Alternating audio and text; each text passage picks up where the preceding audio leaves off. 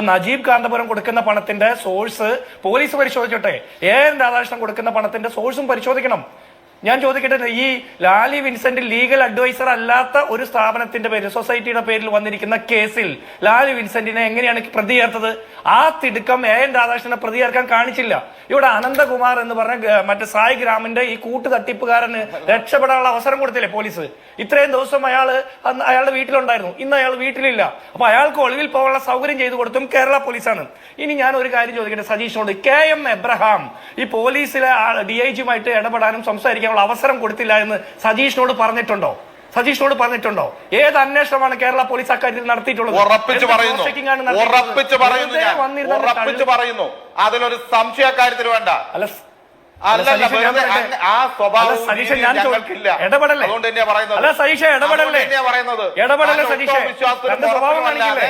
ഇടപെടൽ കാണിക്കില്ലേ? ഞാൻ പറയട്ടെ, ഇടപെടല്ലേ താങ്കൾ ഈ പറഞ്ഞത് മുഴുവൻ പറഞ്ഞുകൊണ്ടിരുന്നപ്പോ ഞാൻ പറഞ്ഞില്ല. സാമാന്യ മര്യാദ കാണിക്കില്ല, ഇടപെടല്ലേ? തനി സ്വഭാവം കാണിക്കില്ലേ?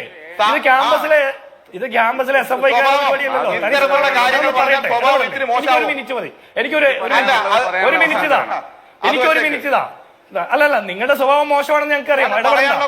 ഞാൻ പറയട്ടെ, താങ്കൾ കുറെ നേരം പറഞ്ഞപ്പോൾ ഞാൻ കേട്ടിരുന്നില്ല. എന്റെ പാർട്ടി, എന്റെ നേതാക്കന്മാരെ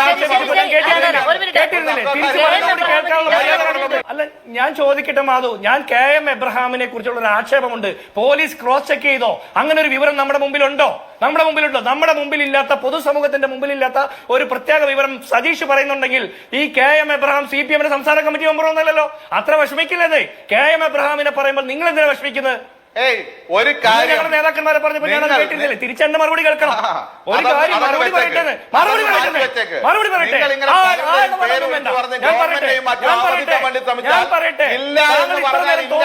പറഞ്ഞില്ലേ? ഞാൻ കേട്ടിരുന്നില്ലേ? ഇനി ഞാൻ ചോദിക്കട്ടെ, കഴിഞ്ഞോ സതീഷേ? കഴിഞ്ഞോ? ഈ പണം പറ്റിയവരെ കുറിച്ച് അന്വേഷിക്കണമെന്ന് പറഞ്ഞല്ലോ. CPMന്റെ ഇടുക്കി ജില്ലാ സെക്രട്ടറി CPMന്റെ ഇടുക്കി ജില്ലാ കമ്മിറ്റിക്ക് പണം കൊടുത്തിട്ടുണ്ടെന്ന് പറയുന്നു. അതിനെക്കുറിച്ച് പരിശോധിച്ചോ? താങ്കളുടെ ഉറപ്പൊന്നും വേണ്ട. ഇവിടെ നജീബ് കാന്തർ പറഞ്ഞൊരു കാര്യമുണ്ട്. കേരളത്തിലെ മുഖ്യമന്ത്രി ഉദ്ഘാടനത്തിൽ പങ്കെടുക്കുന്നു. ഞാൻ പറയട്ടെ, ഞാനും തന്നെ വന്നിരിക്കുന്നത് പറയാനാ, തന്റെ കേൾക്കാൻ വേണ്ടി മാത്രമല്ല. ഞാനും പറയട്ടെ, താൻ ഇത്ര നേരം പറഞ്ഞില്ലേ? ഞാൻ പറയുന്നത് മര്യാദ കാണിക്കുന്നത്.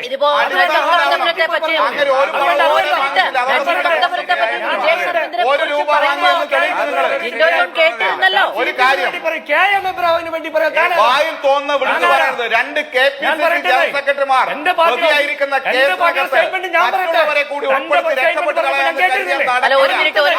ഒരു മിനിറ്റ് ഞാൻ ഇടപെട്ടോട്ടെ. നജീബ് കാന്തപുരത്തെ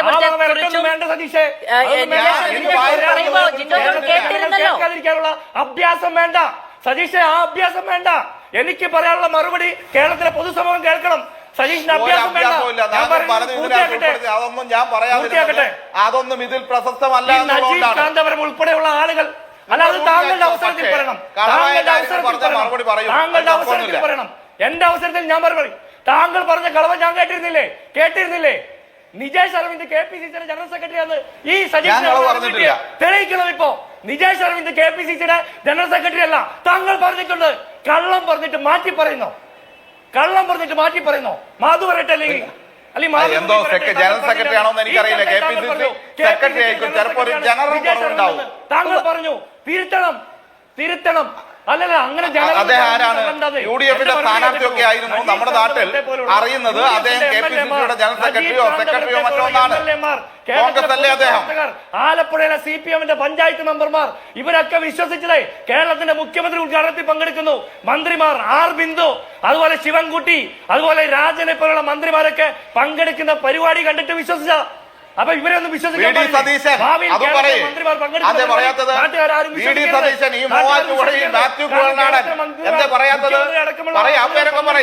ഉദ്ഘാടനങ്ങൾ തട്ടിപ്പുകാരുടെ പരിപാടിയായിരിക്കും. അതുകൊണ്ട് ഒരു UDF MLAയും ഒരു പഞ്ചായത്ത് മെമ്പറും മുഖ്യമന്ത്രി അടക്കം കേരളത്തിലെ മന്ത്രിമാർ പങ്കെടുക്കുന്ന പരിപാടി വിശ്വസിക്കരുത്. അതാണ് സതീഷ് പറഞ്ഞു വരുന്നത്. ഇനി ഒരു കാര്യം, നിങ്ങളെ തകർക്കാൻ, നാട്ടിലെ തട്ടിപ്പുകാരെ കുറിച്ച് ചർച്ച ചെയ്യുമ്പോൾ CPM-നെ തകർക്കാൻ, ഗവൺമെന്റിനെ തകർക്കാൻ എന്ന് പറയുന്നത് എന്തുകൊണ്ടാ? ഞങ്ങൾ കോൺഗ്രസിനെ തകർക്കാൻ എന്ന് പറഞ്ഞില്ലല്ലോ. ഞങ്ങൾക്ക് കോൺഗ്രസിന് പേടിയില്ലല്ലോ. നിങ്ങൾക്ക് എന്താ പേടി? തട്ടിപ്പിനെ കുറിച്ച് ചർച്ച ചെയ്യുമ്പോൾ നിങ്ങൾക്ക് എന്താ പേടി? പാവപ്പെട്ട മനുഷ്യരെ തട്ടിപ്പ് നടത്തിയ ഒരു വിഷയത്തെ കുറിച്ച് സംസാരിക്കുമ്പോൾ നിങ്ങളെ തകർക്കാൻ, ഗവൺമെന്റിനെ തകർക്കാൻ ഇന്റലിജൻസ് എവിടെയായിരുന്നു സതീഷേ? ഇവിടുത്തെ സ്പെഷ്യൽ ബ്രാഞ്ച് എവിടെയായിരുന്നു സതീഷേ? ഉറങ്ങുകയായിരുന്നോ? അത് RSSനെ അടിമവേല ചെയ്യാൻ വേണ്ടിയിട്ട് ADGP-യെ വിട്ടപ്പോ ഓർക്കണമായിരുന്നു. ഇനി ഒരു കാര്യം, കുടുംബശ്രീയെ തകർക്കാൻ നോക്കിയെന്ന് നിങ്ങൾ ഒരു ഹോട്ടൽ കൊടുത്താൽ മതി, ഒരു ജനകീയ ഹോട്ടൽ കൊടുത്താൽ മതി, കുടുംബശ്രീ അങ്ങ് തകർന്നോളും. ആ പാവപ്പെട്ട സ്ത്രീകളോടൊന്ന് ചോദിച്ചാൽ മതി. പിന്നെ ഒരു കാര്യം, ഈ കേട്ടാൽ അറിയാം ഇതൊക്കെ തട്ടിപ്പാണെന്ന്. എനിക്ക് കേരളത്തിലെ മുഖ്യമന്ത്രിക്ക് ഇത് കേട്ടപ്പോ മനസ്സിലായില്ലേ? കേരളത്തിലെ മന്ത്രിമാർക്ക് ഇത് കേട്ടപ്പോ മനസ്സിലായില്ലേ? ഉന്നത വിദ്യാഭ്യാസ മന്ത്രിക്കും താഴ്ന്ന വിദ്യാഭ്യാസ മന്ത്രിക്കും ഇത് കേട്ടപ്പോ മനസ്സിലായില്ലേ തട്ടിപ്പാന്ന്? അപ്പൊ സതീഷിന് പോലും തോന്നി ഇത് കേട്ടപ്പോ തട്ടിപ്പാന്ന്. അപ്പൊ ഈ പറഞ്ഞ മന്ത്രിമാർക്കൊന്നും തോന്നിയില്ലെങ്കിൽ ഇവര് പങ്കെടുക്കുന്ന പരിപാടി വിശ്വസിച്ചുകൊണ്ട് നാളെ കേരളത്തിലെ ഒരു മനുഷ്യൻ പോലും ഇത്തരത്തിലുള്ള ഒരു പരിപാടിയിൽ പോകാൻ പാടില്ല. നജീബ് കാന്തപുരമല്ല, ഒരു MLA-യും ഒരു പഞ്ചായത്ത് മെമ്പറും ഒരു ജനപ്രതിനിധിയും ഒരു രാഷ്ട്രീയ പ്രവർത്തകനും കേരളത്തിലെ മന്ത്രിമാർ പങ്കെടുക്കുന്ന പരിപാടിയുടെ വിശ്വാസ്യത കണ്ടിട്ട് പോകാൻ പാടില്ല. കാരണം ഇവർ പങ്കെടുക്കുന്നത് തട്ടിപ്പ് പരിപാടി ആയിരിക്കുമെന്നാ CPM-ന്റെ പ്രതിനിധി പറയുന്നത്. അങ്ങനെയാണ് ഉദ്ദേശിക്കുന്നത്. എല്ലാ രാഷ്ട്രീയ വിഭാഗങ്ങളിൽപ്പെട്ട ആളുകളും ഇതിൽ ആരോപണത്തിൽ നിൽക്കുന്നു, അല്ലെങ്കിൽ പലരുടെയും സ്വാധീനം ഉപയോഗിച്ചിട്ടുണ്ട്, പലരുടെയും ചിത്രങ്ങൾ ഉപയോഗിച്ചിട്ടുണ്ടെന്ന് പറയുന്നു. ഇപ്പൊ കേരളത്തിന്റെ മുഖ്യമന്ത്രി ഉൾപ്പെടെ പങ്കെടുത്ത പരിപാടി കാണുന്നു. ഇതിന്റെ ഉദ്ഘാടനം നടത്തിയത് ബിന്ദുവാണ്. അതുപോലെ ശിവൻകുട്ടി പങ്കെടുത്ത പരിപാടിയുണ്ട്. ഇവർ ഈ ഗവർണറോടൊപ്പം നിൽക്കുന്നു, അല്ലെങ്കിൽ ഇന്ത്യൻ പ്രധാനമന്ത്രിയോടൊപ്പം നിൽക്കുന്നു. അങ്ങനെ പലതരത്തിൽ ഈ രാജ്യത്തെ സംസ്ഥാനത്തെ മുഴുവൻ രാഷ്ട്രീയ പാർട്ടികളുടെയും പ്രധാനപ്പെട്ട നേതാക്കന്മാരുടെ ചിത്രം ഉപയോഗിച്ച് തട്ടിപ്പ് നടത്താൻ ഉപയോഗിച്ചിട്ടുണ്ടെന്ന കാര്യം വ്യക്തമാണ്.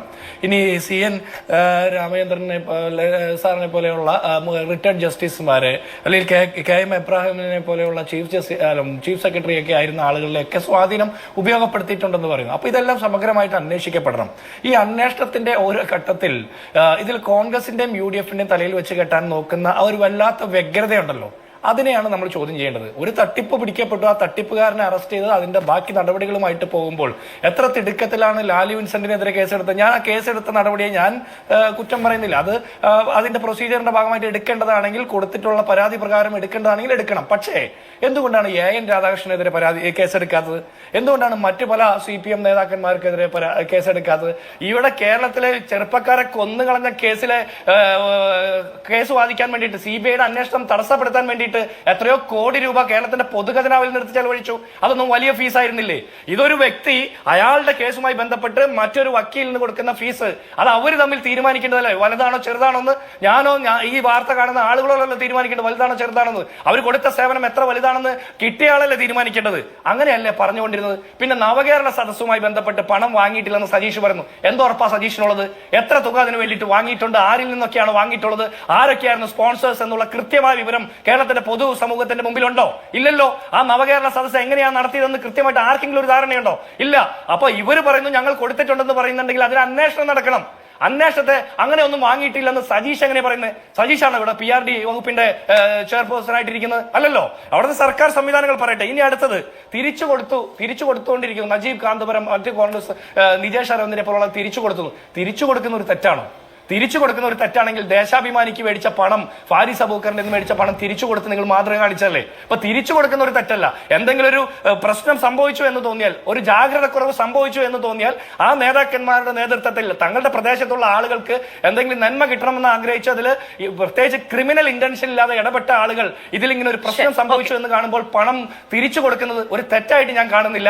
അതിനപ്പുറത്ത് ഈ തിരിച്ചു കൊടുക്കുന്ന പണത്തിന്റെ സോഴ്സ് ആണ് പരിശോധിക്കേണ്ടത്. ഈ തിരിച്ചു കൊടുക്കുന്ന പണം ആളുകളിൽ നിന്ന് കളക്ട് ചെയ്ത പണം തിരിച്ചു കൊടുക്കുന്നതാണെങ്കിൽ തെറ്റില്ല.